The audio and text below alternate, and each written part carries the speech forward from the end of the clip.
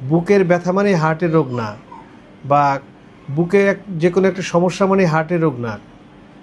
শ্বাসকষ্ট বা কাশি বা কিছু দূর হাঁটলে হয়রান লাগে, এটা সবসময় যে হার্টের রোগ হবে তা না।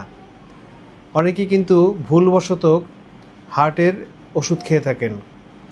অনেক ডক্টররাও প্রেসক্রিপশন করে থাকেন এই হার্টের রোগ আছে কি না সেটা কনফার্ম না হয়ে। সুতরাং সবাইকে বলবো যে আপনারা হার্টের ওষুধ খাওয়ার আগে অবশ্যই ভালো করে জেনে নিতে হবে যে আপনার হার্টের রোগ আছে কি না, তারপরে আপনি হার্টের ওষুধ খাবেন। আমাদের অনেক ডাক্তাররাও হার্টের অসুখ সন্দেহ করে প্রেসক্রিপশন করে থাকে রুগীদেরকে। এটা করা যাবে না এবং এটা খুবই রুগীর জন্য খুবই খারাপ।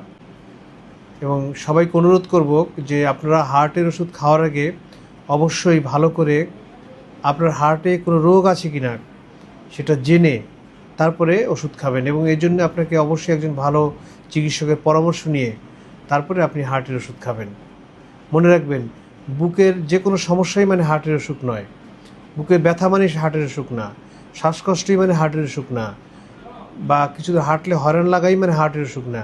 এটা অন্য কারণে হতে পারে, তবে এটাকে অবশ্যই কনফার্ম হয়ে তারপরে আপনি হার্টের ওষুধ খাবেন।